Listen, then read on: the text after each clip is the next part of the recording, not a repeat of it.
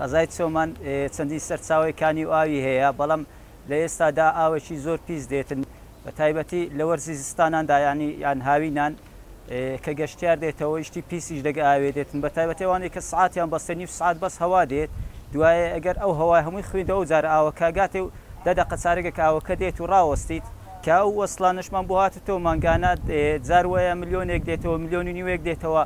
بەدەیان مانگ ئەوها هاتوۆتەوە ینی پێویستە چارەسەرێکی بۆ بدۆزنەوە و لە ئێستادا چاچکەن ئاوەکانش کە دێتن چەندین جار ورتکەداری دەگەداشتی پیسی دەگەدایە و پێویستە لەو کاتانەدا ینی ئاوەکەمان بۆ چاپ بکەن ئەو سعاتە ئێستادا لۆ قەزای چۆمان هەر هیچ پێویستی ناکردای بنێن لەبەرەوەی ئاوەکانی چۆمان هەموو پێویستی بە سعات وشتوەنی هەمووی بەخۆی لە سەرچاوەکانی کانیا و ناوچەخاویەکانەوە دەردەبێت و دێتە ناو قەزای چۆمان لە قەزای چۆمانشۆ بۆ شوێنەکانیت کەش دەڕوا بەس ینی لە قەزای چۆمان هە پێویست بە سعاتی ناکردای بنین ئەوانی بەستی شتیان قەیدی نیە بالەوان گەڕێن بەس ئەوانی کە نەیان بەستیە پێویست ناکاوی بەستن.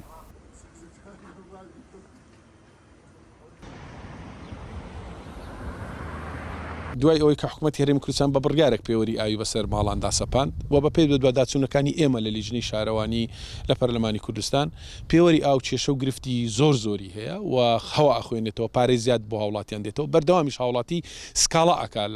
لەسەر کەم و کوڕیەکانی کێشەی پێوەریار بۆیە ئێمە لە دوو کۆبوونەوەمان لەگەڵ وەزارەتی شارەوانی جەختمان کردوتەوە لەسەر ئەوەی کە ئەبێ ئەم کێشەیە چارەسەر بکرێ بە شێوازێک بێ کە هەم دەست بە ئاوە بژیرێ هەم هاوڵاتیش پابند بێ کە کرێی مانگانەی ئاو بدە ئەمەش بە شێوە ئەکرێ کە لەسەر بنەمای ڕووبەر پارە لە هاوڵاتی وەربژێر وەکو پێش ئەوەی کە پێوەر بسەپێ ئەوەی کە ئێمە بەدواداچوونمان کردووە داهاتی حکوومەت لە دوای سەپاندنی پێوەری ئەو زۆر کەمتر بۆ لەوەی پێشووتر خەڵک پابندە بوو پارەی ئاوێدا لەسەر بنەمای ڕووبەر ئەمە لەلایەکی دی ئێم پێوەر بە پارە بۆ هاوڵاتی بەستێ پێوەری ساختە زۆرە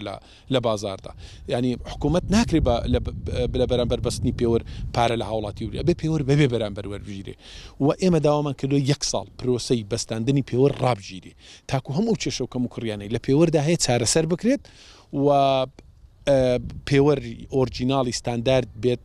کە هەوا نەخوێنێتەوە پارەی زیاد نەخوێنێتەوە حکوومەت خۆی ببەستێ و بەی بەرامبەر بۆ هاوڵاتی بەسترێ و وەرشەی چاکردنەوەی پێوەر لە تەواوی شار و شارۆچکەکان دابدرێ و پێوەر مۆر بکرێ ئەمانە هەموو کۆمەڵێک گرفتن کە لە پێوەری ئاودان وێ ڕای ئەوەی بڕیاری نایاسایی حکوومەت ئەوەیە کە 800,000 دینار غەرامەی بەسەر هاوڵاتیدا سەپاندووە ئێمە جەختمان کردوتەوە ئەم بڕیارە لەبەر ئەوی لە پەرلەمانی کوردستان هیچ قانونێک سەبارەت بە پێوەر دەرنەوە ئەم بڕیارێکی نایاساییە ئەبێ هەڵبۆشێتەوە.